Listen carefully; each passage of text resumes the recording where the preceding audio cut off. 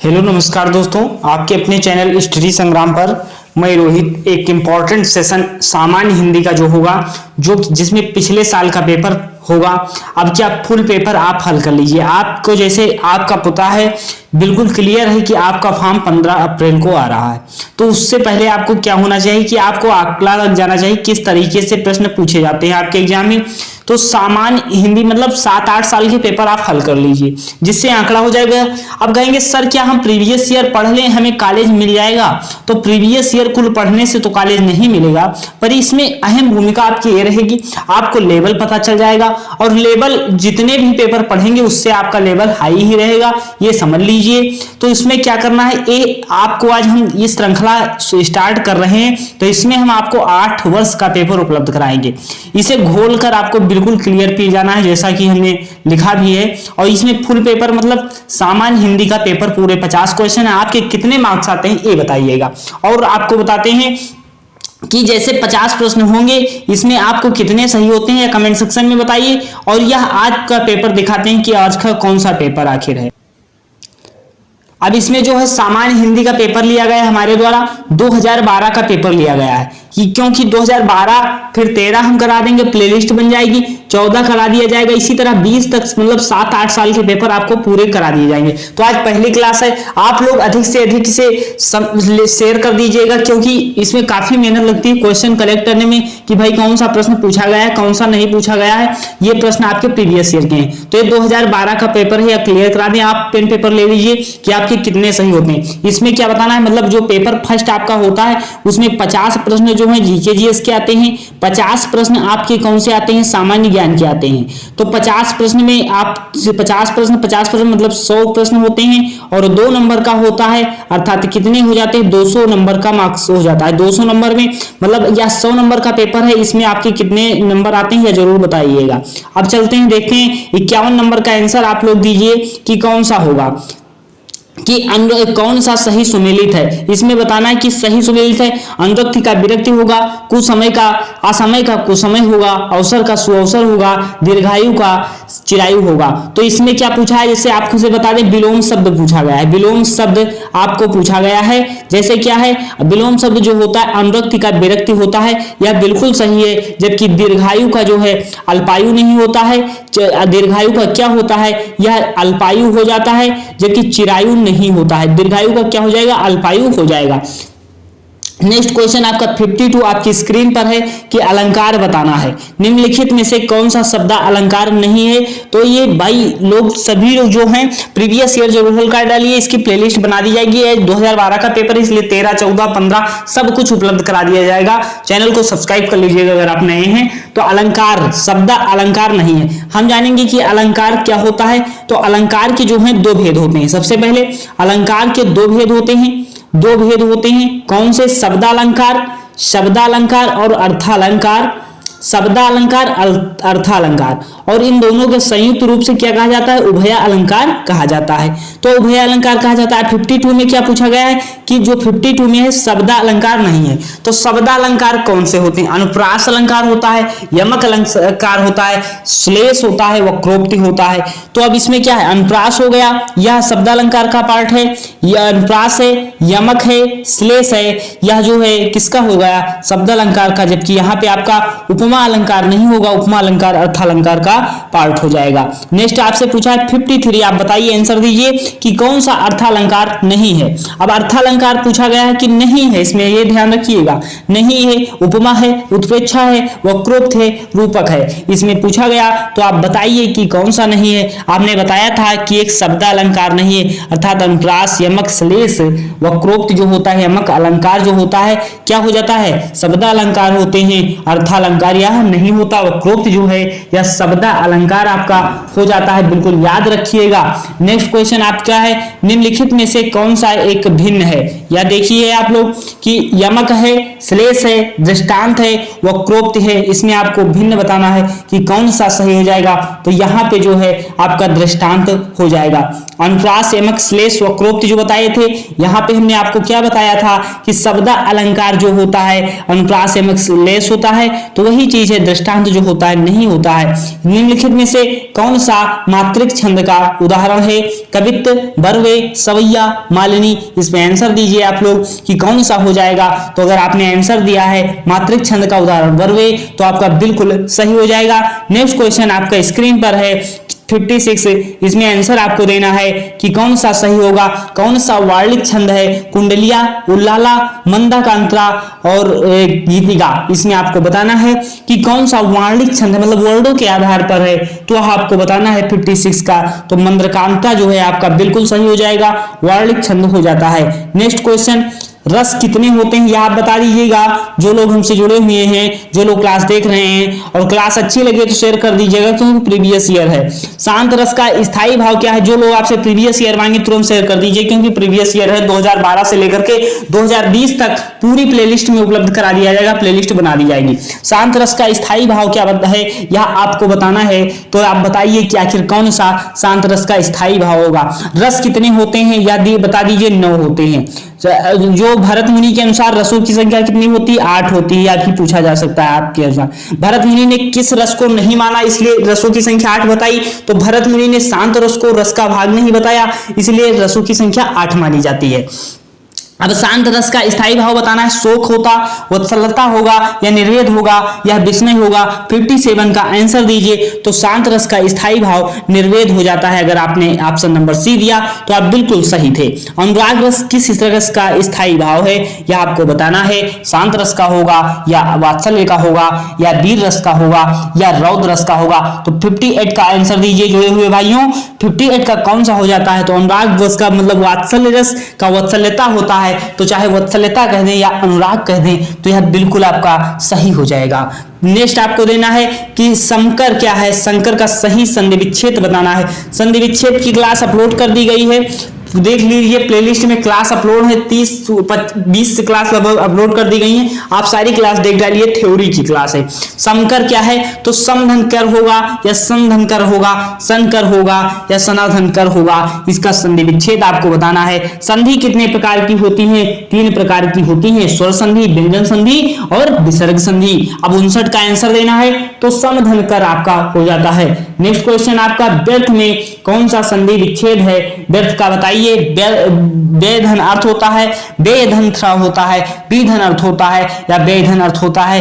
यह आपको बताना है कि इसका संधि विच्छेद का अर्थ कौन सा होगा, यह जरूर बताइए आप। तो इसमें और संधि कौन सी है यह भी बताइए। संधि इसमें स्वर संधि होती है और आपको बताना है कौन सा आंसर होगा। तो बेधन बीधन अर्थ हो जाता है इसका सही संधि विच्छेद। अगर आपने सी ऑप्शन दिया तो आप बिल्कुल सही हैं।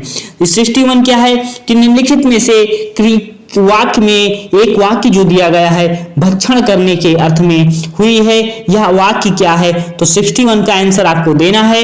वह हराम का पैसा खाता है, वह जूते खाता है, वह कसम खाता है, वह आम खाता है। तो 61 का आंसर दीजिए आप लोग। तो वह आम खाता है, बिल्कुल सही हो जाएगा। अर्थात भक्षण करने से संबंधित बताया गया है, तो हराम का खाता मतलब ये नहीं हो जाएगा।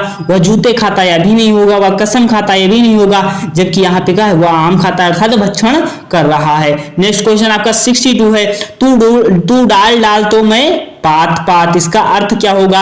आप लोग बताइए कि तू डाल डाल मैं पात पात, इसका आखिर अर्थ क्या होगा?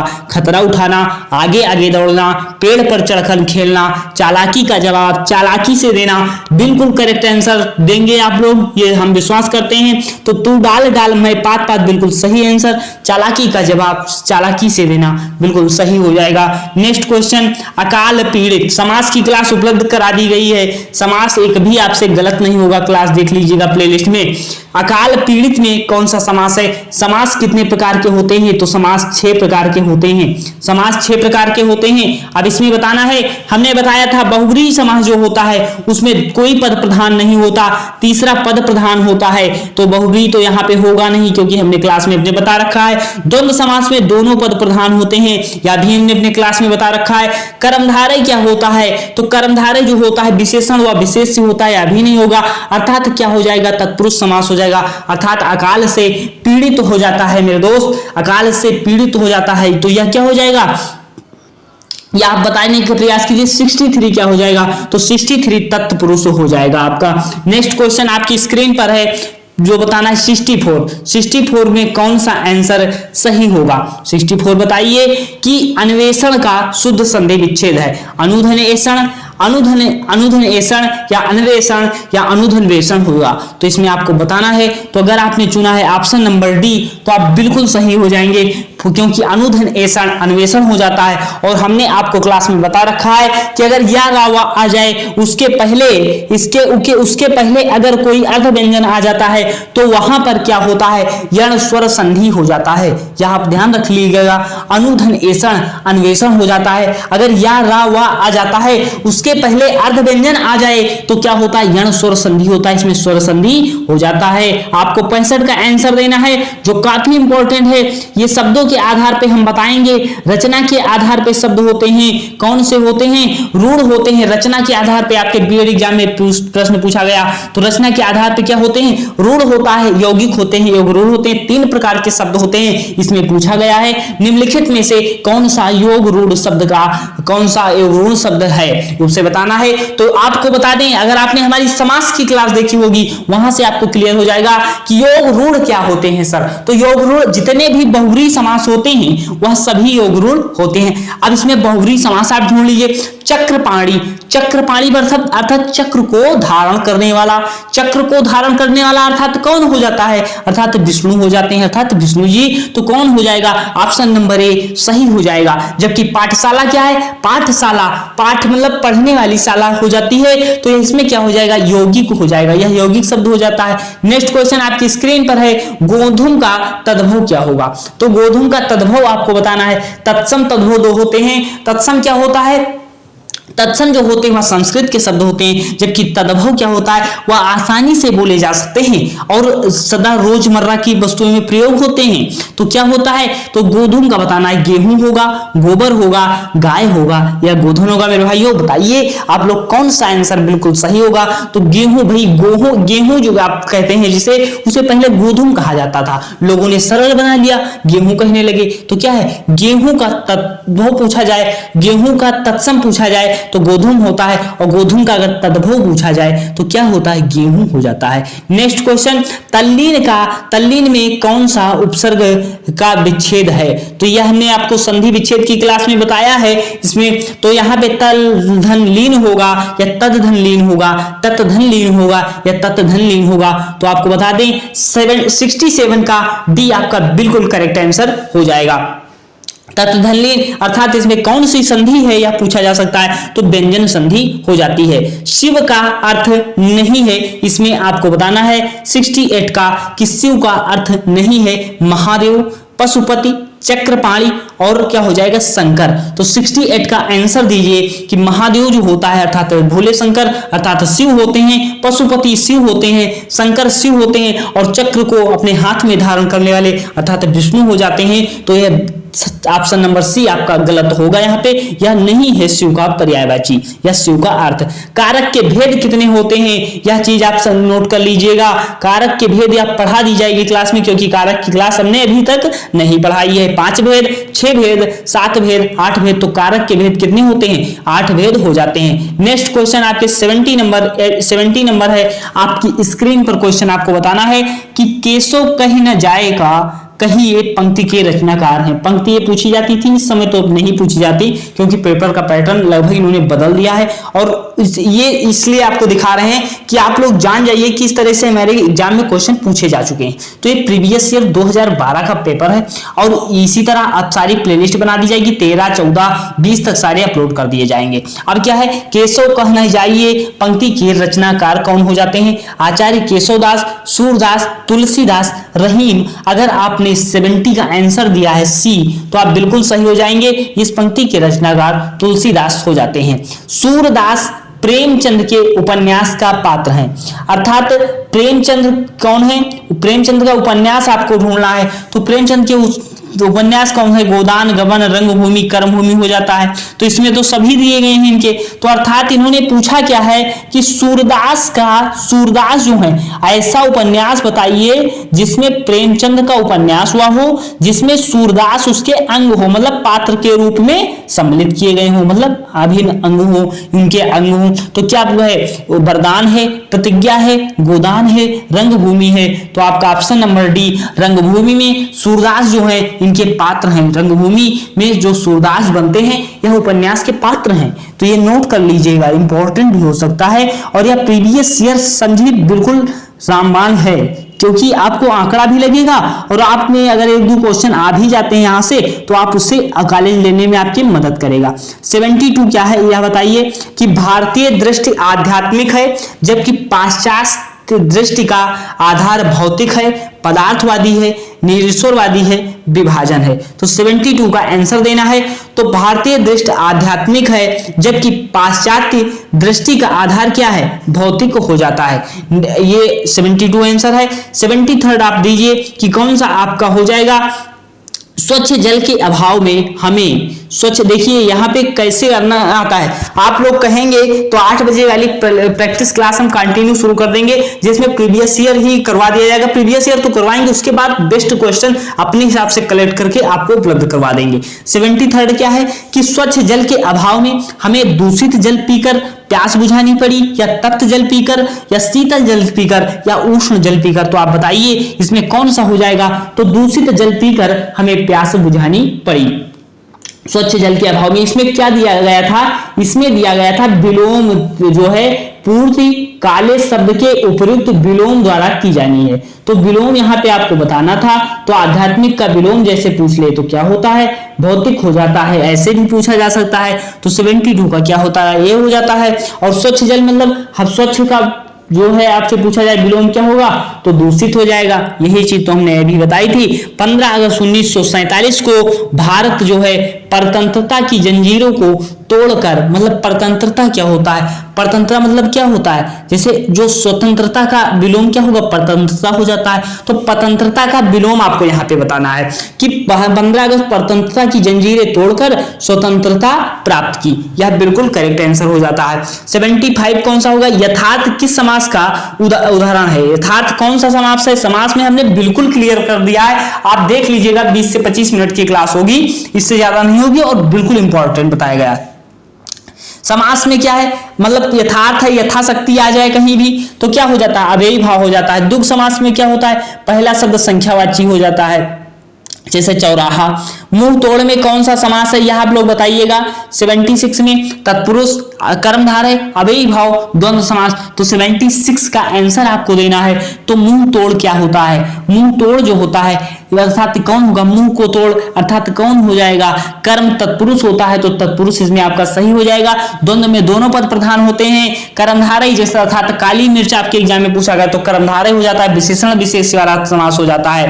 नेक्स्ट क्वेश्चन, पाप पूर्ण में कौन सा समास है? बताइए आप लोग कि पाप पूर्ण में कौन सा समास होगा? तत्पुरुष होगा, कर्मधारय होगा, अव्ययी भाव होगा, द्वंद्व समास होगा। तो पाप पूर्ण में अगर आपसे पूछा जाए तो द्वंद्व समास आपका उदाहरण हो जाता है। नेक्स्ट क्वेश्चन, दिगंबर में कौन सा समास है? तो दिगंबर 78 का बताना है कि तत्पुरुष होगा, बहुव्रीहि होगा, अव्ययी होगा या कर्मधारय होगा। दिगंबर क्या है? अर्थात हमने पढ़ाया है अपने सामान्य ज्ञान की क्लास में। आप मास्टर क्लास जो सामान्य ज्ञान उपलब्ध कराई गई है वहां भी आप देख सकते हैं कि हमने विस्तृत से सामान्य ज्ञान को कैसे कंप्लीट किया है। जो 50 क्लास हम लेने वाले हैं बिल्कुल इंपॉर्टेंट प्लेलिस्ट बना दी गई, सबकी आप देख सकते हैं। दिगंबर क्या है? अर्थात जो जैन थे, जैन 2 भागों में जब बढ़ते हैं तो श्वेतांबर दिगंबर होते हैं। दिगंबर अर्थात कौन थे, जो जैनियों के बारे में बताया जा रहा है। तो अर्थात इसमें क्या है, बहुब्रीहि समास का उदाहरण, क्योंकि यह तीसरे पक्ष के बारे में जो बता दे वह बहुब्रीहि होता है। इसमें दोनों पद प्रधान तो है नहीं, दिगंबर बार का बताया गया है। नेक्स्ट क्वेश्चन आपका 79 हो जाता है। अब 79 में क्या है आपको कि शुद्ध वर्तनी आपको बतानी है। शुद्ध वर्तनी बतानी है, भी एक चीज यहाँ पे बहुत इंपॉर्टेंट आपको बताएंगे। शुद्ध वर्तनी बतानी है आपको कि कौन सी है, व्यवहारिक है, व्यवहारिक है या व्यवहारिक है या व्यवहारिक है, इसमें आपको बताना है। 79 का आंसर आपको देना है कि कौन सा आपका सही हो जाएगा। तो अगर आपने दिया है ऑप्शन नंबर सी तो आपका बिल्कुल सही होगा, ये सब बिल्कुल गलत हो जाएंगे। तो व्यवहारिक जो है 79 का सी सही हो जाएगा। नेक्स्ट आपको 80 का आंसर देना है कि कौन सा सही होगा, उज्जवल बताना है, उज्जवल कौन सा सही है। तो 78 का आपको बताना है कि कौन सा सही होगा, उत्तधनज्वल होगा, उज्जवल होगा या जो उज्जवल होगा या उज्जवल होगा। तो इसमें क्या बताना है आपको, 80 का आंसर आपको देना है। तो इसमें जो है सारे गलत हो जाएंगे। ये जो बुक थी उसमें गलत थी। अब क्या है, यह चीज आप नोट कर सकते हैं क्योंकि यह बार बार रिवाइज बार बार पूछा जाता है। उज्जवल में जो होता है दोनों जा आपके छोटे होते हैं। यह हमने संधि में भी कंप्लीट कराया है, व्यंजन संधि का यह उदाहरण हो जाता है। उज्जवल होता है, उत्तधनज्वल होता है, तब जाके यह उज्जवल हो जाता है, जा में परिवर्तित हो जाता है। दोनों जा जो होते हैं यह आपके बस याद कर लीजिएगा कि क्या होते हैं, दोनों जा जो होते हैं बिल्कुल आधे जा होते हैं। यह बिल्कुल नोट कर लीजिए क्योंकि बार बार यह पूछा जाता है। नेक्स्ट क्वेश्चन 81 आपको बताना है, उपर्युक्त, उपरोक्त, उपर्युक्त, उपरोक्त, इसमें कौन सा आंसर आपका सही होगा। 81 का आंसर देना है, कौन सा आपका बिल्कुल करेक्ट आंसर होगा। तो यहाँ पे कि आपको बताना है उपर्युक्त होगा या उपरोक्त होगा या जो है सी आंसर होगा, यह आपका डी हो जाएगा। तो इसमें बताइएगा 81 का आंसर आपको देना है। तो इसमें कौन सा आपका होगा, उपर्युक्त होगा या नहीं होगा, उपरोक्त होगा या भी नहीं होगा। उपर्युक्त में तो यहाँ पे पापे नहीं लगेगा, पर उपरोक्त आपका बिल्कुल सही हो जाएगा। नेक्स्ट क्वेश्चन आपकी स्क्रीन पर है कि दिए गए मुहावरों और लोकोक्तियों का अर्थ बताने के लिए 4 विकल्प दिए गए हैं, प्रत्येक उपयुक्त विकल्प चुनिए। इसमें आपको विकल्प चुनना है। तो अर्थात 82 का बताना है, घी के दिए जलाना, अर्थात इस मुहावरे का अर्थ क्या होगा बताइए आप लोग। कि रोशनी करना, पूजा करना, खुशी मनाना, धनवान होना, अर्थात घी के दीपक जलाना। आपको तो नौकरी मिल गई या आपको कॉलेज जब मिल जाएगा तो आप क्या जलाएंगे, घी के दीपक जलाएंगे, अर्थात क्या है, खुशी मनाना। तो खुशी मनाना हो जाता है। 83 आपको बताना है कि क्या हो जाएगा, कि सिर चढ़ाना, सिर चढ़ाना, बहुत आदर करना, बहुत आजादी देना, पुष्प चढ़ाना, चिंता करना। जैसे आप किसी को कहते हैं कि आपने तो इस बच्चे को सिर चढ़ा रखा है, अर्थात क्या, बहुत आजादी दे रखा है, यह सही हो जाएगा। बी नंबर अगर आपने चुना तो आपका बिल्कुल सही होगा। आम के आम गुठलियों के दाम के मुहावरे का अर्थ क्या होगा। आम भी खा लिए और गुठलियों के पेड़ भी लगा दिए तो वो भी फल देंगे। तो आखिर क्या है कि आम और गुठलियां खरीदना जिससे सब आम ही लाभ हो, और आम खरीद कर गुठलियों को बेचना जिसमें सब हानि ही हानि हो। तो 84 का क्या हो जाएगा, जिसमें सब लाभ ही लाभ हो, अर्थात आम भी खाए और गुठलियों से भी पैसा भविष्य में आप कमाएंगे। तो क्या है, सब लाभ ही लाभ हो। हरिगीत का छंद क्या होता है, तो ये आप बताइए, एक गीतिका होता है या हरिगीत का है। तो हरिगीत का छंद के प्रत्येक चरण में कितनी मात्राएं होती हैं। तो हरिगीत का आखिर क्या होता है, तो हरिगीत का आपसे पूछा जा सकता है कि सममात्रिक छंद होता है। हरिगीत का क्या होता है, सममात्रिक छंद होता है, बिल्कुल इंपॉर्टेंट है। हरिगीत का आपका क्या होगा, सममात्रिक छंद होगा। हरिगीतिका में प्रत्येक चरण में कितनी मात्राएं होती हैं, 22, 24, 26, 28। 85 का आंसर आपको देना है, तो 28 मात्राएं हो जाती हैं। नेक्स्ट क्वेश्चन आपका 86 है कि कलम का सिपाही जो है किसे कहा जाता है। प्रेमचंद्र को, निराला को, प्रसाद को, दिनकर को, आखिर कलम का सिपाही किसे कहा जाता है, किसे संज्ञा दी जाती है, यह आपसे पूछा जाता है। तो प्रेमचंद्र हो जाता है। कि अगर आपने दिया ऑप्शन नंबर ए तो आप बिल्कुल सही हो जाते हैं। निष्फल में किस प्रकार की संधि है। संधि कितने प्रकार की, स्वर संधि, व्यंजन संधि और विसर्ग संधि। अब 87 का बताना है स्वर संधि, व्यंजन संधि, विसर्ग संधि होगा, तो हमने विसर्ग संधि की भी अलग क्लास ली है।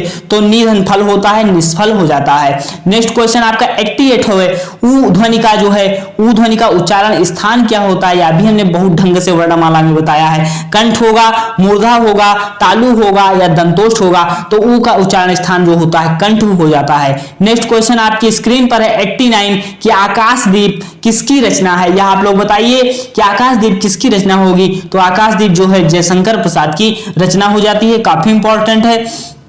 अंधायुग के लेखक कौन हो जाते हैं, अंधायुग रचना कौन सी है, तो अंधायुग क्या है, उपन्यास है, काव्य है या नाटक है या काव्य नाटक है। आप लोग मन में सोचिए अंधायुग किसकी रचना है, यह आप बताइए।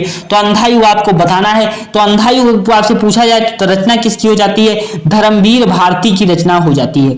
धर्मवीर भारती जो है इनकी रचना कौन हो जाती है, जो है अंधायुग हो जाती है। अंधायुग किसकी है, धर्मवीर भारती की है। और यह क्या है, उपन्यास है, काव्य है या काव्य नाटक है, तो आपको यह भी बताना है। तो यह कौन सा हो जाएगा, 90 का आपको आंसर देना है। यह काव्य नाटक है, किसका है, धर्मवीर भारती का है। कोणार्क नाटक के लेखक कौन है, 91 आंसर दीजिए। कोणार्क नाटक के लेखक कौन है, जयशंकर प्रसाद, जगदीश चंद्र माथुर, लक्ष्मी नारायण मिश्र, मोहन राकेश। 98 कर दीजिए। तो जगदीश माथुर जी आपके बिल्कुल करेक्ट आंसर हो जाएंगे। कोणार्क नाटक के लेखक, कोणार्क क्या है, नाटक है। नेक्स्ट क्वेश्चन 92 है, अनामिका किसका काव्य संग्रह है, निराला का, पंत का, महादेवी वर्मा का या प्रसाद का। या आप बताइए कि निराला किसका काव्य ग्रंथ हो जाएगा। तो 92 का ए बिल्कुल सही हो जाएगा। अनामिका जो है निराला का, मतलब सूर्यकांत त्रिपाठी निराला का काव्य संग्रह हो जाता है। एक बुक में, इस बुक में जो इस बुक से हमने क्वेश्चन लिया प्रीवियस ईयर को, वह बुक में क्वेश्चन गलत था। आप बुक से प्रैक्टिस कर रहे हैं पर आपके पास ज्ञान होना चाहिए कि कौन सा क्वेश्चन गलत है, कौन सा सही है। ए ओ आओ के आगे कोई स्वर हो या इनके स्थान पर आओ आए आ जाए तो कौन सी संधि होती, वृद्धि स्वर संधि, यड़ स्वर संधि, अयाज स्वर संधि, दीर्घ स्वर संधि। उन्होंने आंसर कौन सा दिया था, आखिर तो उन्होंने यड़ स्वर संधि दिया था, पर हम आपको बता दें यहाँ पे जो है अयाज स्वर संधि होगा, ना कि यड़ स्वर संधि। ये बुक में अगर आप आंसर देखेंगे तो गलत हो जाएगा। नेक्स्ट क्वेश्चन आपकी स्क्रीन पर है कि काले शब्द के पर्याय में क्या आपको बताना है कि काले शब्द के पर्याय में क्या है, जो आपको काले शब्दों के, अर्थात जो काले शब्द हैं, ज्यादा काले शब्द हैं, तो काले शब्दों के पर्याय के लिए 4 विकल्प दिए गए हैं। उचित विकल्प लिखिए, मतलब समानार्थी जो काला से लिखा गया है, मतलब गाढ़े से, उसका समानार्थी बताना है। तो धरती, जो किसान है धरती का मातृत्व सम्मान करता है। किसान क्या है, धरती का मातृत्व सम्मान करता है। तो इसमें धरती का समानार्थी बताना है। तरणी होगा, भार्या होगा, रजनी होगा, तो वसुधा होगा। तो धरती का समानार्थी जो है वसुधा आपका बिल्कुल करेक्ट आंसर हो जाता है। नेक्स्ट क्वेश्चन आपका क्या है, जैसे रजनी क्या है, रात का हो जाता है समानार्थी।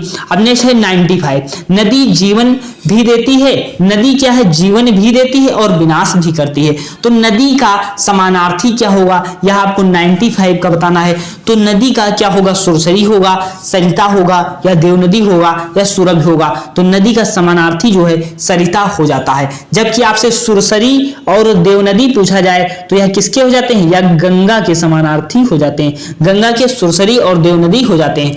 96 आपकी स्क्रीन पर है, गर्मी में वायु तेज चलती है, वायु तेज चलती है। यह भी बुक में क्वेश्चन आपके गलत दिया गया है, इसे आप देख सकते हैं। वायु तेज गति से चलती है, तो वायु का जो है समानार्थी बताना है। अनिल है, झंझावत है, चक्रवात है या आंधी है। तो 96 में क्या है, उन्होंने आंधी दिया था, पर जब अनिल दिया हुआ है तब आप आंधी मत लगाइएगा, गलत हो जाएगा। अनिल आपका सही हो जाएगा। नेक्स्ट क्वेश्चन आपकी स्क्रीन पर है कि 97 का है कि निम्नलिखित में से कौन सा सुमेलित नहीं है। सूची पवित्र है, सर सरोवर है, सवर्ण सोना है, असर्ग अध्याय है। तो कौन सा सुमेलित नहीं है, तो यहाँ पे सवर्ण स्वर्ण होता है, स्वर्ण मतलब सोना होता है, सवर्ण मतलब सोना नहीं होता, यह गलत हो जाएगा।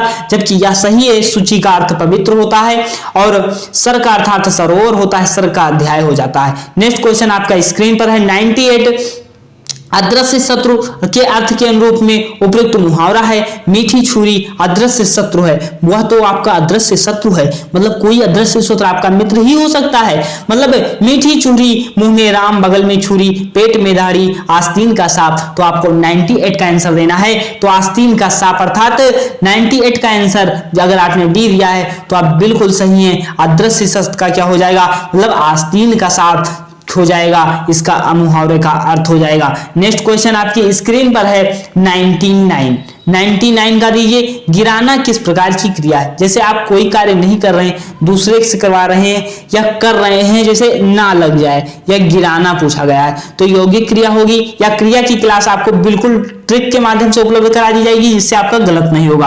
तो 99 यौगिक क्रिया, नामधातु क्रिया, प्रेरणार्थक क्रिया या संयुक्त क्रिया। तो 99 में क्या होगा, प्रेरणार्थक क्रिया हो जाता है। क्या होगा, प्रेरणार्थक क्रिया होता है। प्रेरणार्थक क्रिया जो दूसरे से करवाया जाता है, तो गिराना, गिरवा दिया गया है, गिराना क्या हो जाता है, प्रेरणार्थक क्रिया हो जाता है। 100 का डी, कौन सा स्त्रीलिंग नहीं है? एक चीज वहां पे, यहाँ पे आपको क्या है, हुआ हुई लगा लीजिए। दो शब्द याद कर लीजिए, जब कोई आ जाए, दिन ऊन आ जाए, तो वहां क्या है, हुआ और हुई, दो शब्द आपको लगाना है, हुआ और हुई, दो शब्द याद कीजिए। आपको स्त्रीलिंग पुल्लिंग याद करने की जरूरत नहीं, वैसे हम करवा देंगे। सुबह हुई अर्थात क्या है, स्त्रीलिंग है। दोपहर हुआ की हुई, दोपहर हुई स्त्रीलिंग है। दिन हुआ या हुई, तो दिन हुआ सर, तो यह क्या है, यह पुल्लिंग हो जाता है। सांझ हुई या हुआ, तो सांझ हुई सर, तो क्या है, हुई अगर आ रहा है तो क्या है, स्त्रीलिंग हो जाता है। जबकि दिन आ रहा है, दिन हुआ, अर्थात दिन क्या हो जाएगा, पुल्लिंग हो जाएगा, अर्थात क्या है, स्त्रीलिंग नहीं है। तो ऑप्शन नंबर डी आपका बिल्कुल सही हो जाएगा। यह ट्रिक आपको कैसी लगी कमेंट सेक्शन में जरूर बताइएगा। यह 2012 का पेपर था, ऐसे सारे पेपर उपलब्ध करा दिए जाएं, कमेंट सेक्शन में जरूर बताइएगा। अगर क्लास आपको अच्छी लगी हो तो अपने दोस्तों के पास भी शेयर कर दीजिए कि प्रीवियस ईयर देख लीजिए, बीएड प्रीवियस ईयर ऐसा आता है, और आप सारी क्लास प्लेलिस्ट में जाकर देख लीजिए। और अंत तक जुड़े रहने के लिए आपको धन्यवाद। अगर आप नए हैं चैनल